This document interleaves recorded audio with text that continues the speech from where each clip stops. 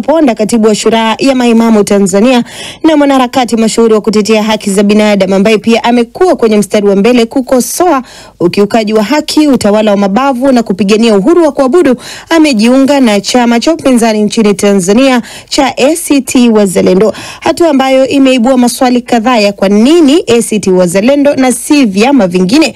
Mwandishi wetu Florence Majani amezungumza na Sheikh Ponda kujua ni mabadiliko gani na kwenda kuyaleta katika medani za siasa akiwa ndani ya chama hicho. Kwanza kabisa ni chama ambacho chama kipya, lakini kina umakini mkubwa sana katika siasa zake, kinakuwa na umakini mkubwa sana. Na hii nilivyoangalia mimi kutokana na uzoefu wa watu waliokuwa kwenye kile chama, kwa sababu ni chama kipya, lakini watu waliokuwa mume ndani wameishi kwenye siasa za mageuzi muda mrefu, watu kama kina Babu Jumaduni, watu kama kina Jusa na wengine, ni watu ambao wana uzoefu mkubwa wa siasa hizi za kambi ya upinzani.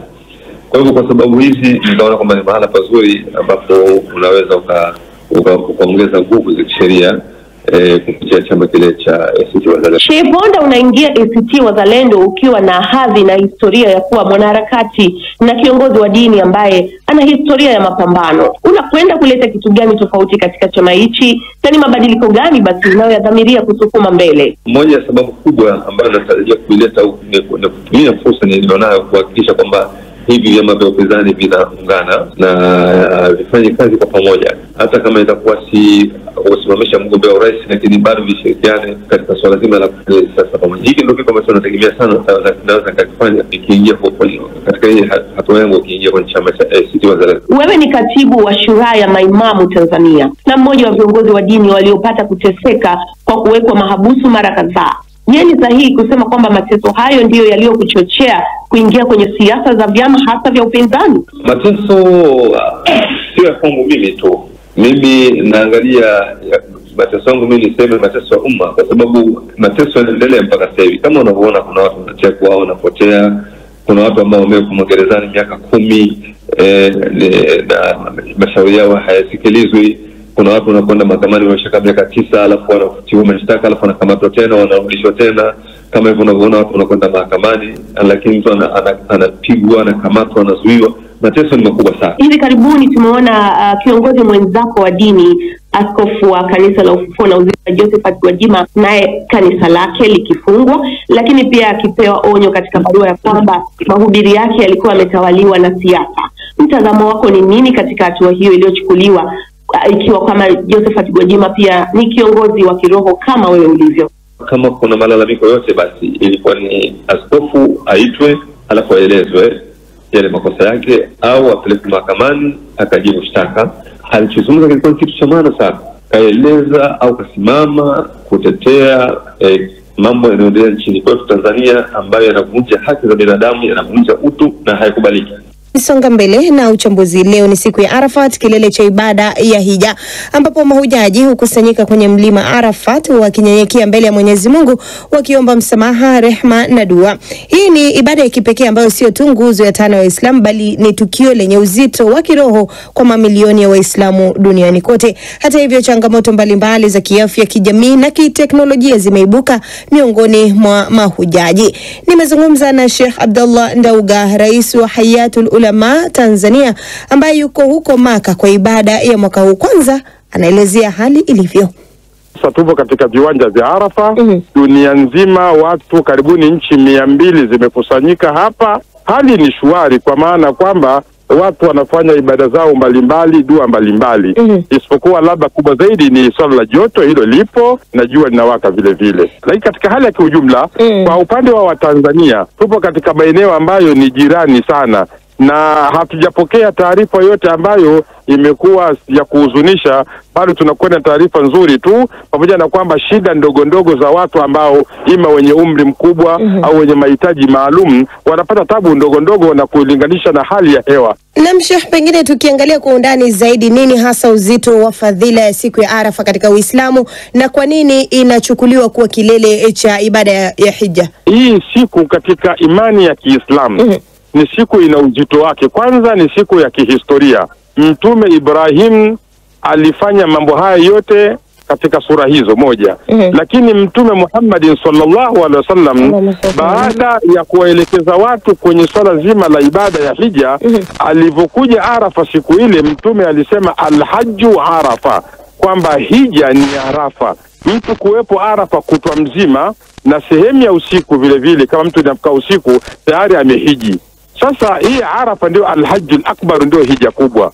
Miongoni mwa faida na uzito wa Arafa ni swala zima ambalo Allah subhanahu wa ta'ala katika Qur'an suratul Hajj amezungumza watu waje liyashhadu manafi'a lahum, ili watu waje washuhudie manufaa yao. Ni manufaa ya ile tangazo la Allah subhanahu wa ta'ala kuwatangazia malaika na kuwashuhudisha malaika kwamba leo nina wasamehe waja wangu. Na hili ndio lengo la Muislamu yoyote, lengo lake kuu ni kupata radhi za Allah na kuingia peponi.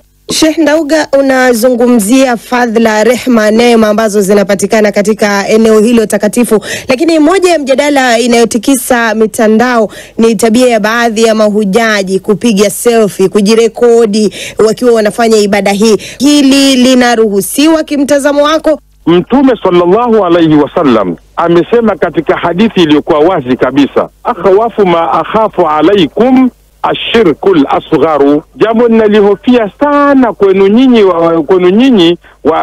wafuasi wangu ni shirki ndogo. Kufanya ibada ili mtu fulani ya kuone kwamba umefanya ibada ile na usifanye ibada ile kwa ajili ya Allah. Sasa huyu mtu ambaye unayemuonyesha aone unafanya ibada ile, sasa unatarajia mtu huyu anakulipa nini?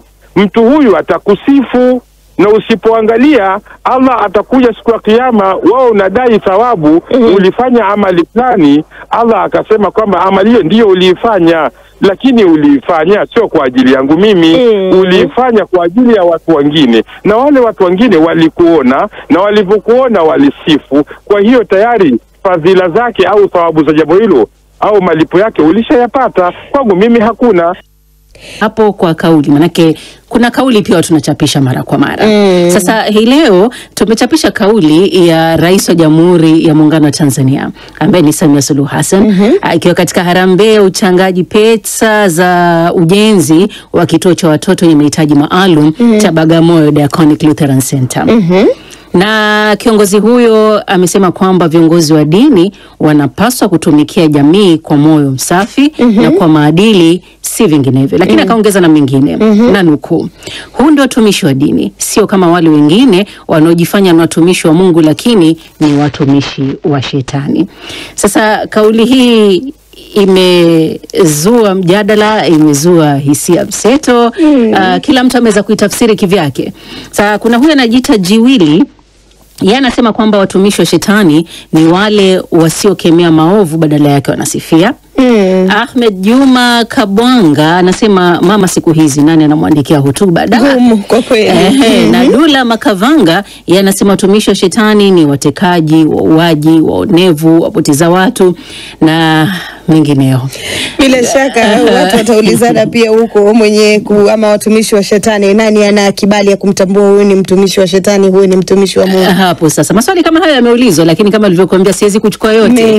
Na kuna video pia ya hotuba kamili ya rais huyo tumeichapisha. Kwa hivyo mfuatiliaji wetu anaweza kutembelea kujisikilizia na pia yeye kuachia maoni yake. Bila shaka.